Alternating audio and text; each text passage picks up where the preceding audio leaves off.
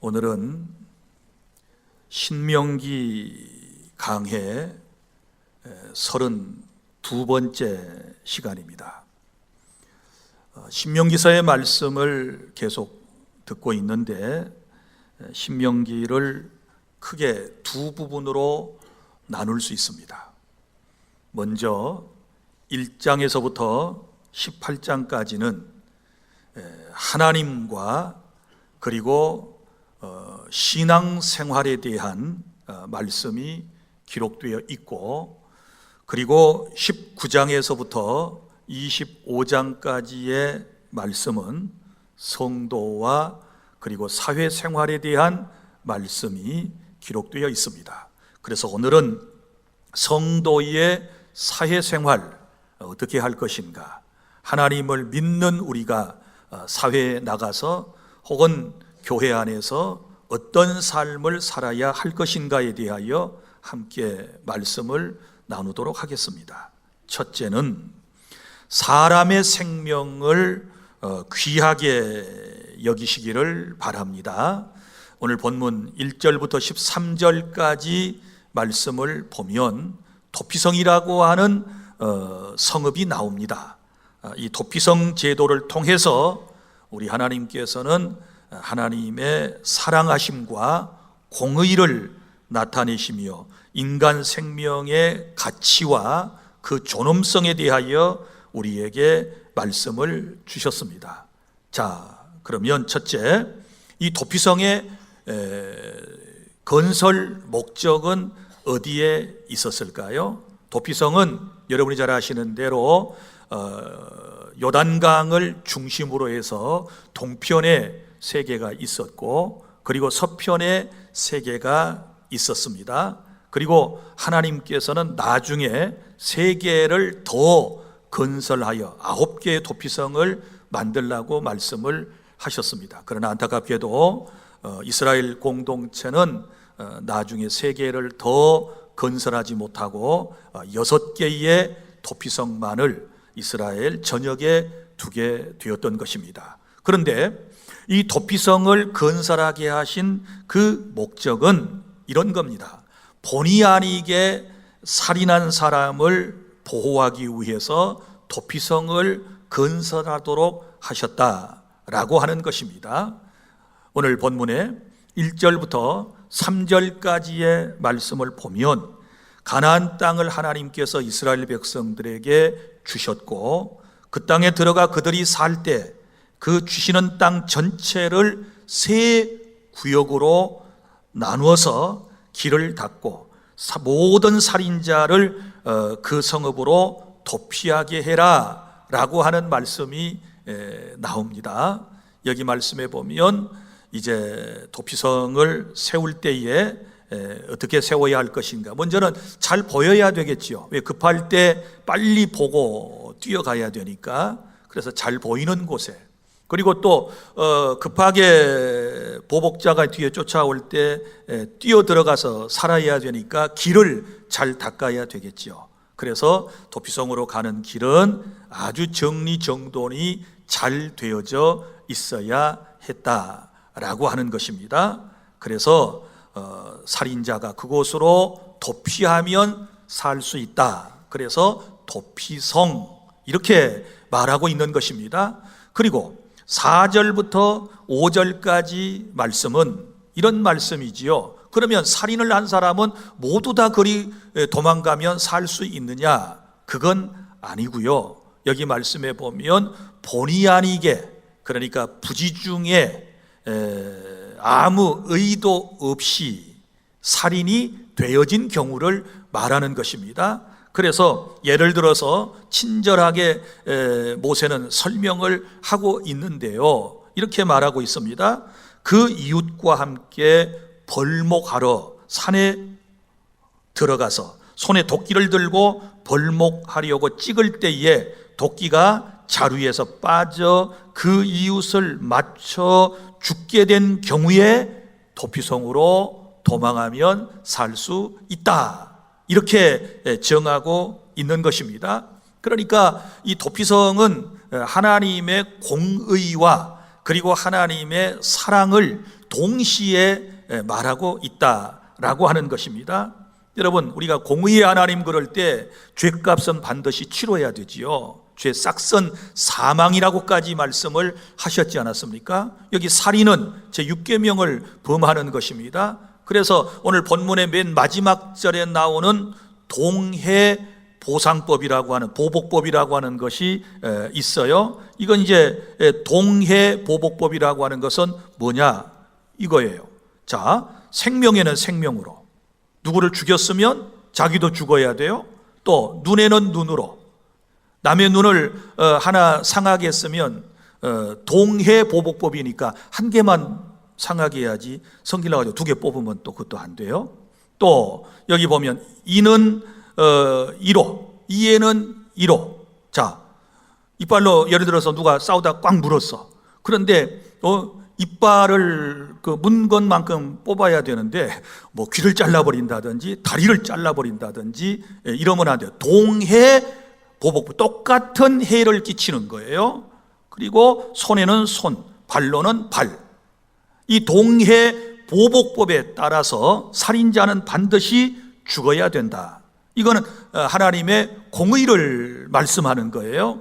그런데 또 하나는, 자, 살인죄가 이제 2가지 형태로 나눠지잖아요. 본의 아니게 한 살인이 있고 또 고의적인 살인이 있는데, 본의 아닌 살인을 했을 경우에는 그 사람을 살려야 된다. 그래서 이걸 하나님의 사랑이라고 그러는 거예요. 그래서 하나님의 은혜가 또 있는 것이 바로 이 도피성 제도의 목적이었다. 하나님의 공의, 하나님의 사랑, 이런 것을 강조하고 있다라고 하는 것을 아셔야 되고, 그 다음에 도피성은 이런 또 의도를 가지고 있는 거예요. 복수와 증오를 버리고 용서와 화해를 행하라 라고 하는 말씀인 거지요. 6절부터 10절까지 보면 도피성의 목적과 중요성에 대하여 설명을 하고 있는데, 자, 만약에 도피성이 없으면 피를 보복하는 자가 쫓아가서 죽일 수 있습니다. 구약에서는 보복법이라고 하는 게 있어요. 만약에 우리 아버지가 누구한테 죽었다, 살해를 당했다, 그러면 가장 가까운 친족이 그 사람을 죽여야 되는 거예요. 이게 구약의 율법이었다 그 말이죠. 그러니까 이후에 어떻게 됐든지 간에 예를 들어 내 아버지를 죽인 사람을 쫓아가서 죽일 수도 있는 거예요. 그런데 여기 말씀에 보면 보복하는 사람이 복수심과 증오심을 품고 상대를 죽일 수 있게 돼요. 그러면 어떻게 될까요? 더 큰 죄를 범할 수 있게 되는 것이고, 이러한 유혈, 피 흘림이 연쇄적으로 계속해서 일어날 수 있다라고 하는 겁니다. 자, 이해하기 쉽게 우리 옛날 고전 무협 영화 같은 거, 또 중국에서 나오는 영화 같은 것을 보면 소위 보복하는 거죠. 원수를 갚는 거예요. 원수, 아버지의 원수를 갚고 스승의 원수를 갚고 가문의 원수를 갚아요. 그러면 또 이제 다른 사람이 또 그 사람에게 아버지의 원수를 갚고 가정의 원수를 갚고 가문의 원수를 갚는단 말이에요. 그럼 이게 계속해서 보복이 어떻게 돼요? 이게 이어지게 되는 거예요. 그래서 이러한 것을 막기 위해서 하나님께서 바로 이 도피성 제도를 말씀을 하셨다. 그래서 복수와 증오심을 버리고 화해하고 용서하는 삶을 살아라, 이런 뜻으로 바로 도피성 제도를 말씀하셨다라고 하는 것이고, 그 다음에 세 번째, 이 도피성은 예수 그리스도를 상징하고 있는 것입니다. 11절부터 13절까지 보면 이 도피성의 한계성과 그리고 예외성에 대하여 말씀을 하고 있습니다. 여러분에게 이미 말씀드린 것처럼 도피성의 본래 건설 목적은 본의 아니게 살인한 자를 보호하는 것이지 고의적으로 살인한 자를 보호하는 제도는 아니었다. 그래서 11절에 보면, 그러나 만일 어떤 사람이 그의 이웃을 미워하여 엎드려 그를 기다리다가, 자, 기다리다가 일어나 상처를 입혀 죽게 하고 이 한 성읍 곧 도피성으로 도피를 하면은 어떻게 할 것인가? 이런 경우 있잖아요. 이런 경우 얼마든지 있어요. 미워해서 이 사람을 죽일 계획을 짜고 기다렸다가 죽이는 거. 자, 이런 사람이 이제 살인을 하고 그 다음에 자기도 이제 살 요량으로 어디로 갑니까? 도피성으로 막 도망을 한단 말이에요. 그리고 도피성 안에 딱 들어가면 이 사람이 살 수 있는가? 성경은 오늘 그렇게 말하지 않습니다. 그런 경우에는 12절에 보면 그 본성읍 장로들이 사람을 보내어서 거기서 그를 잡아다가 보복자의 손에다가 넘겨서 죽도록 해라. 이렇게 말씀을 하신단 말이에요. 이게 이제 율법이에요, 율법. 그러니까 이게 구약의 율법의 한계성을 지금 우리에게 말씀을 하고 있는 거예요. 자, 그런데 신약에서 우리가 예수 그리스도를 도피성이라고 할 때는 좀 달라요. 구약에서는 살려줄 사람만 살려주고 죽일 사람은 죽여라, 용서할 사람은 용서하고 용서하지 못할 사람은 처단해라 라고 하는 말씀이잖아요. 다시 말합니다. 본의 아니게 살인한 사람은 도피성으로 도망오면 살려주고 의도적으로 살인한 사람은 도피성으로 도망와도 잡아내서 죽여버려라, 이런 말씀이거든요. 그런데 우리 주 예수 그리스도는 우리의 영원한 도피성이 되신다. 믿습니까? 이 땅에 건설된 바로 가나안 땅 요단강을 중심으로 동편과 서편에 건설되었던 이 도피성은 한시적인 거예요. 이건 일시적인 거예요. 그렇지 않습니까? 그러나 영원한 도피성이신 예수 그리스도는 영원한 속죄와 구원을 저와 여러분에게 주셨다라고 하는 사실을 믿으시기를 바랍니다. 이 사실을 믿습니까? 그래서 신약에서는 누구든지 고의적으로 죄를 지은 사람이든지 아니면 고의성이 없이 죄를 어쩔 수 없는 상황에서 지었든지 간에 누구든지 도피성 되시는 예수 그리스도에게로 뛰어들어오면 그의 품 안에 안기게 되면 그리고 회개하고 용서를 받으면 누구든지 영원한 도피성이신 예수 그리스도를 통하여 보호받고 구원받는 이런 은총이 주어지게 된다라고 하는 사실을 믿으시기를 바랍니다. 그러니까 이게 구약의 율법과 신약의 복음의 차이점이에요. 율법은 참 무서운 겁니다. 그렇지 않습니까? 율법은 너무 무서운 거예요. 두려운 거예요. 죄의 싹은 반드시 치러야 되는 거예요. 그러나 신약의 복음이신 예수 그리스도는 예수님이 대신 우리의 죄를 대신하여 십자가의 피를 쏟고 죽으셨으므로 누구든지 주님께로 나와서 회개하면 하나님께서 그를 받으시고 그를 통하여 영광을 거두시며 하나님의 나라를 확장해 나가신다라고 하는 사실을 여러분이 믿으시기를 바랍니다. 둘째로 우리가 사회생활 어떻게 해야 할까요?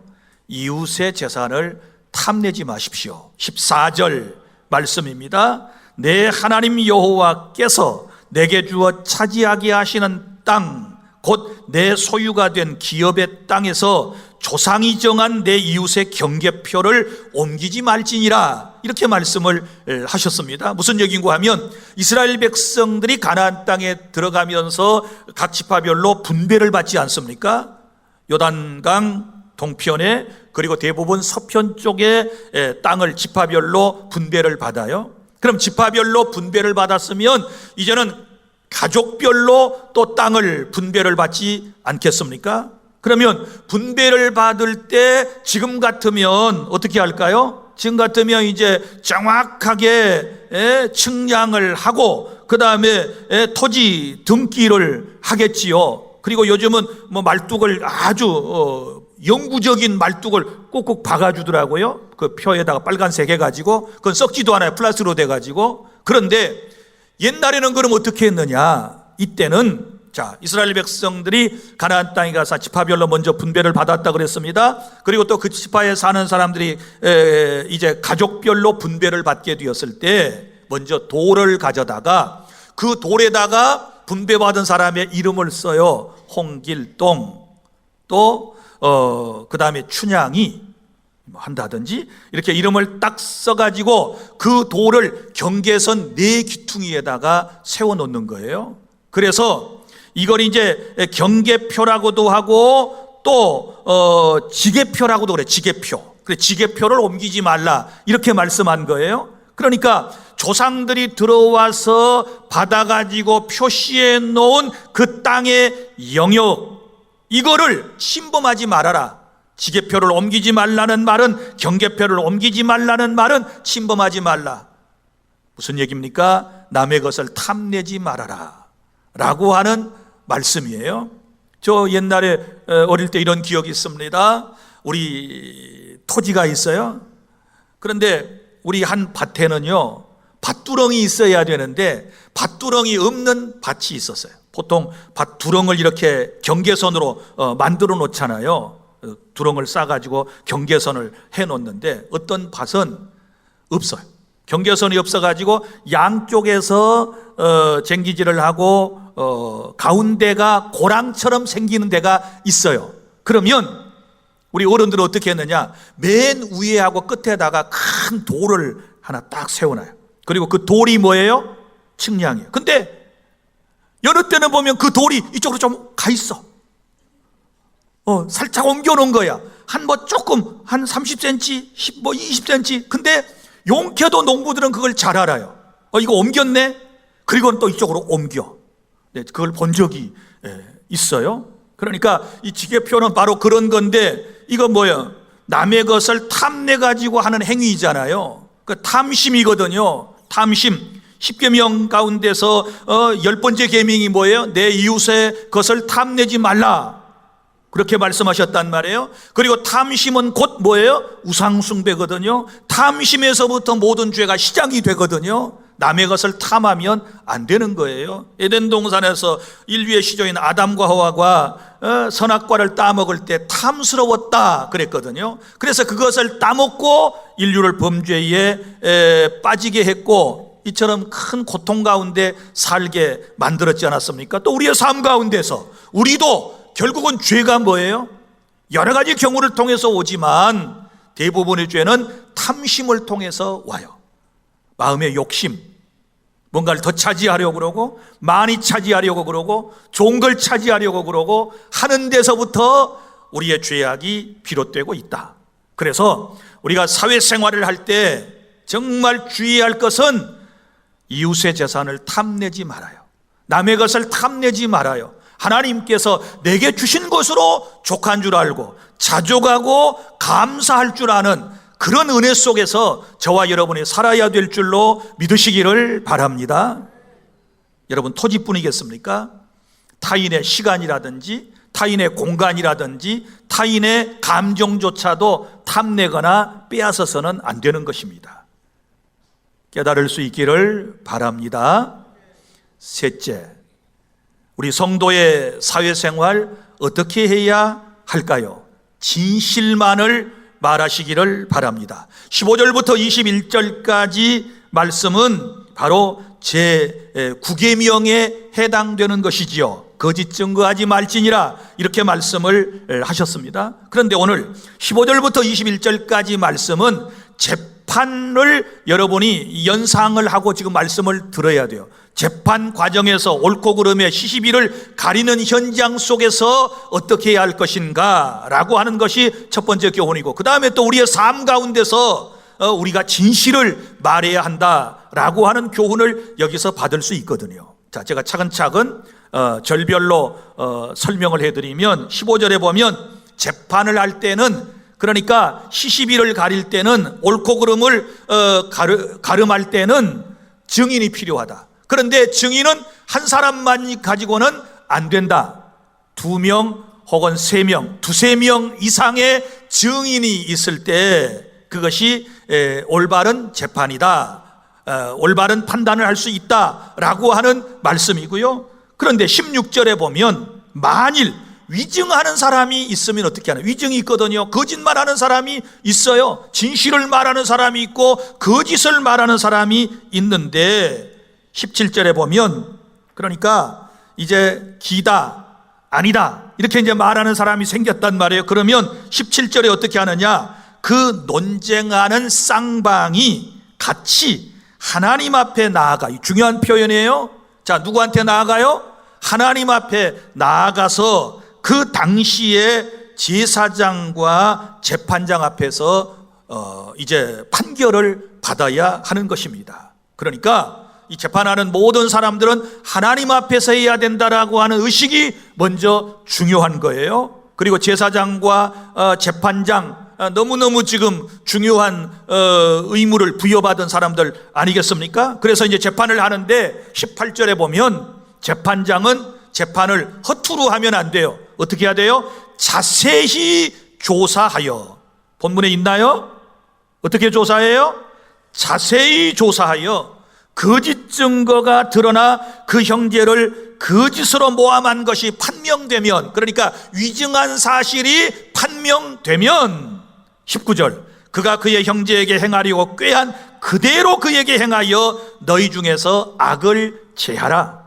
20절, 그리하면 그 남은 자들이 듣고 두려워하여 다시는 그런 악을 너희 중에서 행하지 아니하니라. 21절, 내 눈이 긍휼히 여기지 말라. 생명에는 생명으로, 눈에는 눈으로, 이에는 이로, 손에는 손으로, 발에는 반론이라. 소위 동해보복법으로 처분하라고, 처결하라고 주께서 말씀을 하신 것입니다. 자, 이것을 우리 교회에서는 뭐라고 얘기하느냐? 권징이라고 그래요. 권징.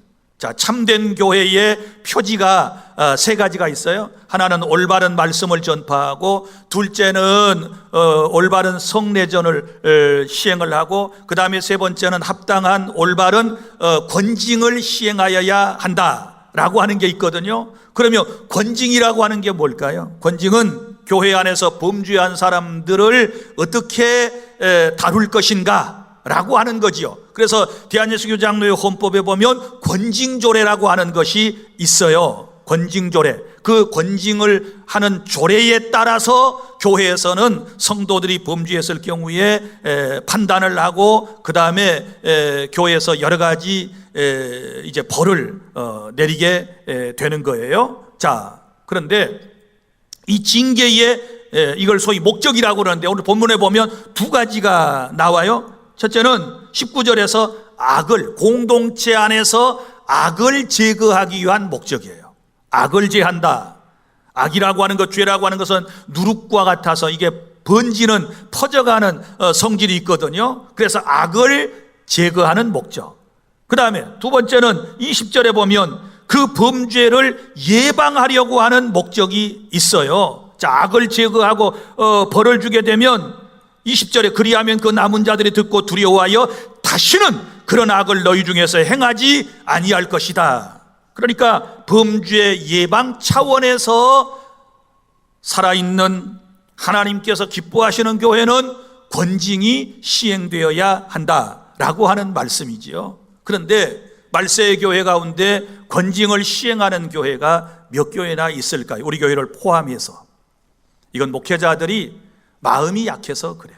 나는 여러분들에게 부탁합니다. 여러분들이 저를 위해서 기도해 주실 때, 하나님, 우리 목사님 성경대로 교회를 이끌어가게 해주세요. 내가 잘못하고 교회가 잘못한 사람이 있을 때 반드시 성경적 원리에 따라서 판단하여 징계할 사람은 징계하고, 그래서 교회 식구들이 경성하고 바로 믿게 해주세요. 이렇게 기도를 해주세요. 아멘을 안 한 걸 보니까 그렇게 했다가는 다 도망갈 사람들이에요. 이게 이제 목회자의 약점이거든요. 자, 여러분들의 심령의 정곡을 찌르는 말씀을 전한다든지, 교회의 법규를 따르지 아니하게 되었을 때 거기에 따르는 여러 가지 불이익이라든지 이런 것들을 얘기하면 긴장하게 되죠. 그런데 이건 목회자도 문제예요.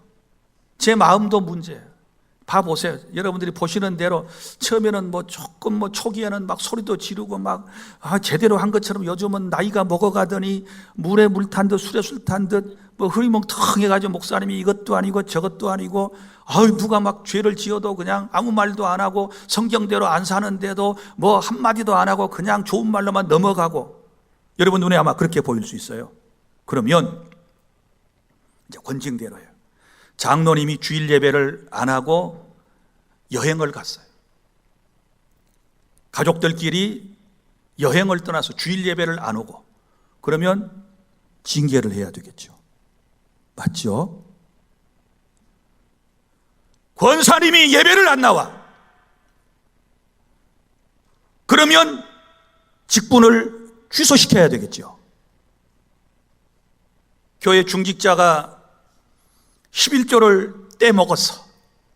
그러면 거기에 상응하는 뭔가를 얘기해서 정신을 똑바로 차리도록 만들어야 되겠죠.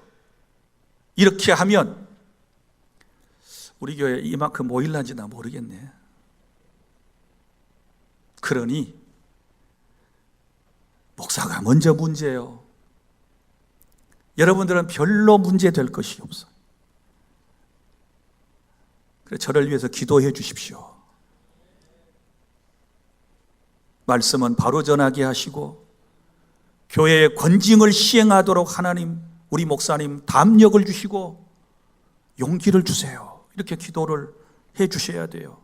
그리고 어떤 말씀이라도 성경에 기록된 말씀이 선포되면 아멘 하고 화답할 수 있는 그런 내 믿음이 되게 해 주십시오.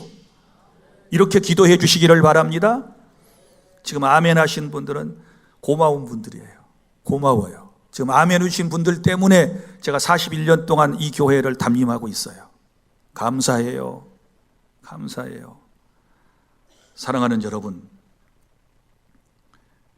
교회가 하나님께서 기뻐하시는 교회로 나아가야 되고, 우리 성도가 하나님이 기뻐하시는 성도의 삶을 살아야 될 줄로 믿으시기를 바랍니다. 그러면 이제 이 말씀을 우리의 삶 속에 적용해 볼까요? 자, 우리의 형제나 자매가 실수든 고의든 범죄한 정황들이 알려졌고 일부가 드러났을 때, 그때 우리는 어떻게 해야 될 것인가? 이거 굉장히 중요한 문제예요. 첫째는 오늘 말씀에 따라서 15절, 함부로 정죄하지 마시기를 바랍니다. 한쪽만 보고 한 사람 얘기만 듣고 그걸 판단하여 누군가를 정죄하는 것은 성경이 허락하지 않는다. 그래서 오늘 여기 증인에 대하여 얘기를 할 때 한 사람 안 돼, 적어도 두세 사람 정도의 증인이 있어야 돼 라고 하는 것은 무엇을 말할까요? 함부로 사람을 정죄해서는 안 된다. 깨달을 수 있기를 바랍니다. 우리 그리스도인들은요, 어떤 사건을 보고 누구의 얘기를 들을 때 항상 그 뒷 배경도 좀 이해하고자 하는 마음이 필요한 거예요. 도움이 될까 봐 이런 얘기를 드립니다. 한 학생이 있었어요. 다리를 다쳐가지고 움직이기도 매우 힘든 상황에서 어느 날 버스를 타고 빈자리에 앉았습니다. 다음 정거장에 버스가 섰을 때 많은 승객들이 올라탔고 버스에는 앉을 자리가 없어졌습니다. 그 다음 정거장에 몇 명의 아주머니들이 올라왔습니다. 올라오자마자 수다를 떨기를 시작했습니다. 그리고 그들은 서서 갔습니다. 그 다음 정거장에 도착했을 때 나이가 드신 할머니 한 분이 올라오셨습니다. 그런데 할머니가 하필이면 자기 앞에 서서 고리를 잡고 계시는 거였습니다. 그래서 이 학생이 너무나도 죄송스럽고 미안해서 그 자리에서 일어나려고 그러는데 다리가 움직이지를 않아요. 땀을 뻘뻘 흘리면서 애를 쓰고 있는데 할머니가 그 모습을 보시고, 얘야 됐어, 너 많이 아프구나, 네 앉아 있어. 그래서 겨우 앉았습니다. 그런데 먼저 와서 수다를 떨고 있던 이 아줌마들이 문제입니다. 이 아주머니들이 아까부터 올라와가지고 그 학생을 째려본 거예요. 그리고 또 보니까 할머니가 앞에 서 있는데도 이놈 일어날 줄을 모르는 거예요. 그래서 들으라고 참 버릇없는 놈이네. 할머니가 앞에 계신데도 일어나지 않고 있네. 이랬어요. 자, 그리고 다음 정거장에서 그 학생이 이제 내려야 해요. 움직이지 않는 다리를 겨우겨우 눈물을 뚝뚝 흘리면서 이렇게 세우더니 버스를 겨우겨우 내려갔습니다. 그때서야 사람들은 자신들이 한 말에 대하여 부끄러움을 느끼게 된 것이죠. 여러분 어떻게 생각하십니까? 그럴 만한 사정이 이 학생에게는 있었던 것입니다. 그러므로 다른 사람의 어떤 삶의 모습이라든지 다른 사람의 얘기를 들었을 때 너무 쉽게 판단하고 정죄해서는 안 되는 것입니다. 특별히 교회 공동체 안에서는 더욱 그런 것입니다. 그래서 한 사람 얘기 듣지 말고 적어도 두세 사람의 얘기를 듣고 정확하게 조사하고 난 이후에 그리고 판단하고 처리해라, 이렇게 말씀을 하시지 않습니까? 그래서 두 번째는 17절에 보면 사실을 확인해라. 그럼 사실을 확인하기 위해서 어떻게 하느냐? 자, 죄가 있는 경우에 제사장과 재판장 앞으로 나아가서 그 죄를 조사하여 확실하게 처리해야 될 것에 대해서 말씀을 하고 있는 것입니다. 사랑하는 여러분, 사실을 확인하는 게 중요해요. 그런데 우리의 삶에서 사실을 확인조차도 하지 아니하고 툭툭 내뱉는 말들이 있어요. 한 가지 예를 소개해 드릴까요? 구약성경 창세기 31장 17절부터 22절에 보면 이런 내용이 나옵니다. 야곱이 처가살이를 했잖아요. 약 20여 년 동안 자기 고향으로 돌아와요. 그때 사랑하는 아내와 함께 돌아오는데 라헬이라고 하는 이 아내가 장인 집에서 드라빔이라고 하는 가정의 수호신을 훔쳐 가지고 나와요. 그러니까 라헬이 믿음이 지금 별로 없는 거죠. 성화가 덜 된 거지요. 하나님을 믿는 하나님의 딸이 아버지가 섬기고 있는 드라빔이라고 하는 이 신상을 훔쳐 가지고 나오는 거예요. 자, 딸의 가정이, 사위의 가정이 떠나고 난 이후에 장인 라반이 집을 돌아보다가 드라빔이 없어진 걸 알았어요. 그래서 틀림없이 이 녀석들이 가져갔구나 하고 뒤쫓아왔습니다. 그리고는 누가 내 드라빔을 가져갔느냐라고 물었더니 다 손사래를 치면서 자기들 안 가져갔대요. 그래서 그러면 한번 짐검사 좀 하자. 그래, 짐검사를 하는데 누가 훔쳤다고 그랬어요? 라헬이 훔쳤는데 아버지가 짐검사를 할 때 자기가 타고 있던 나귀의 안장 밑에다가 넣고 딱 깔고 앉았네. 그리고는 아빠가 와서 좀 보자 그러니까 아빠 나 생리 중이야. 한 달에 한 번씩 오는 손님이 왔어. 그리고는 일어나지 않았어요. 그리고는 다 뒤졌는데도 결국은 드라빔을 못 찾은 거예요. 그때 야곱은 자기 아내가 드라빔을 훔쳐서 숨겼다는 것을 성경은 몰랐다 그랬어요. 그런데 그 이후에 야곱이 자기 장인이 다 찾고 난 다음에도 찾지 못하게 되었을 때 성경에 보면 뭐라고 기록되어 있느냐? 야곱이 이렇게 말하고 있어요. 창세기 31장 36절, 야곱이 노하여 라반 장인을 책망할세 야곱이 라반에게 대답하여 이르되 내 허물이 무엇이니까? 내가 무슨 죄가 있기에 외삼촌께서 내 뒤를 급히 추격하셨나이까? 외삼촌은 곧 장인이에요. 내 물건을 다 뒤져보셨으니 외삼촌의 집인 물건 중에서 무엇을 찾아내었나이까? 여기 내 형제와 외삼촌의 형제 앞에 그것을 두고 우리 둘 사이에 판단하게 하소서. 막 큰 소리를 치는 거예요. 왜? 자기 아내가 훔쳐가지고 나와서 숨긴 걸 지금 모르니까 야곱이 막 자기 장인을 막 쥐잡듯이, 고양이 쥐잡듯이 막 잡는 거예요. 목소리 큰 놈이 이겨요, 이럴 때는. 그래가지고 막 소리를 지르니까 다 뒤져보셔놓고 못 찾았잖아요. 없잖아요. 그러면서 이제 그동안에 쌓였던 막 얘기를 하는 거예요. 내가 20년 동안 삼촌 집에서 눈 붙일 겨를도 없이 뭐 밤낮 일하면서 지금까지 얼마나 고생하신 줄 아십니까? 이러면서 막 퍼부서 대는 거예요. 이 모습을 보면서 뭐 깨달아지는 거 없습니까? 잘 모르면 말하지 말아요. 그러니까 죄송해요. 불신관계를 조장하자고 그런 건 아니니까 아내가 하는 말 다 믿지 마요. 남편이 하는 말 다 믿지 말아요. 유치원에 어린이집에 다니는 아이가 집에 와서 하는 말 다 믿지 말아요. 정중하게 얘기합니다. 환경을 이해하고 자초지종을 살핀 후에 그 다음에 얘기하는 거예요. 사연을 듣기 전에 대답하는 것은 어리석은 사람이라고 성경은 말씀하고 있어요. 깨달아지십니까? 그래서 사정을 모르고 큰소리 쳤던 것을 우리 회개해야 돼요. 물론 야곱의 입장에서 볼 때는 옳은 거지요.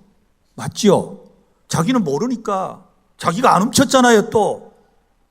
그리고 드러나지도 않았잖아요. 그러면 우리 이럴 수 있어요. 조금 지혜로웠으면 다 그만큼 확신을 가지고 장인이 막 짐을 뒤지고 이럴 때 나오지 않았을지라도 야곱이 가족들을 모아놓고, 야, 혹시 있냐? 누구 범인 있냐? 우리 가운데 누가 혹시 훔쳤냐? 지금 장인이 확신이 없으면 저럴 뿐이 아닌데 와서 짐까지 다 뒤지고 이런 걸 보면, 야, 우리 분명히 우리 가운데 있어. 나한테만 얘기할래? 내가 용서해 줄게. 이렇게라도 얘기를 했으면, 그러면 라헬이 슬그머니 엉덩이 밑에서 꺼내가지고, 여보 여기 있어. 혹시 이거라도 갖고 가면 더 복을 받아 잘 될까 싶어서 집에 있는 신을 내가 훔쳐 갖고 간 거야. 미안해. 그리고 내놓으면 야곱이 그걸 갖다가 외삼촌에게 장인한테 딱 주면서, 죄송해요, 여기 있네요, 이렇게 얘기했더라면 더 아름다운 얘기가 됐을 텐데, 이 얘기를 읽으면서 너무 아쉬움이 남아요. 우리의 삶 가운데 우리가 이런 실수를 얼마나 많이 했는가. 그래서 남을 쉽게 판단하고 남의 얘기에 대해서 여러분이 끼어들어서 함부로 판단한 거, 이거 조심해야 된다라고 하는 사실을 기억하시기를 바랍니다. 그래서 사연을 듣기 전에 함부로 여러분들이 얘기를 하면 안 돼요. 다시 말합니다. 한 사람 얘기 갖고 안 돼요. 적어도 법정에서도 두세 사람 이상의 증인이 있을 때에 그게 채용이 되는 거예요. 증거물로. 말씀을 맺습니다. 사랑하는 주 안의 성도 여러분, 우리는 교회 안에 신앙생활도 잘해야 되고 사회생활도 잘하여 하나님께 영광을 돌려드려야 될 줄로 믿으시기를 바랍니다. 사회에 나가서 살 때에, 특별히 공동체 생활을 할 때에 사람의 생명을 소중하게 여겨주시기를 바랍니다. 하나님처럼요. 하나님은 우리의 생명을 너무 소중히 여기셔서 도피성을 건설하라고 하셨고, 저와 여러분을 너무 소중히 여기셔서 우리를 구원하시려고 독생자 예수 그리스도를 이 땅에 보내셔서 저와 여러분을 너무 사랑하셔서 그분이 십자가에서 우리 죄를 대신하여 죽게 하시고 저와 여러분을 구원해 주셨다라고 하는 사실을 믿으시기를 바랍니다. 생명을 존중하시기를 바랍니다. 그리고 두 번째, 이웃의 재산을 탐내지 말라고 그랬습니다. 여러분, 경계석을, 지계석을 함부로 옮겨서는 안 되는 것입니다. 항상 내게 주신 것으로 만족하고 감사하고 행복해할 수 있는 그런 은혜가 넘치기를 바랍니다. 그리고 진실만을 말하십시오. 그리고 진실이라도, 내가 확신이 가는 것이라 할지라도 심사숙고한 다음에 말하십시오. 여러분, 진실이라고 다 말해야 옳은가?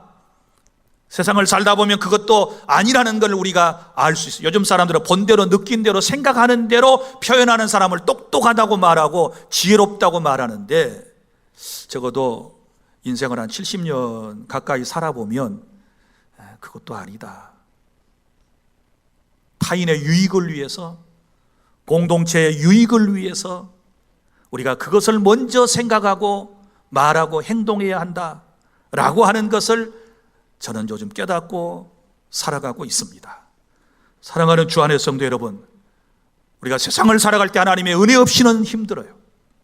주께서 우리에게 은혜를 부어주셔야 우리가 천국 백성답게 이 땅에서 살아갈 수 있다라고 하는 사실을 기억하고 주의 은혜로 멋진 아름다운 성도의 삶을 살아주시기를 바랍니다. 기도하겠습니다.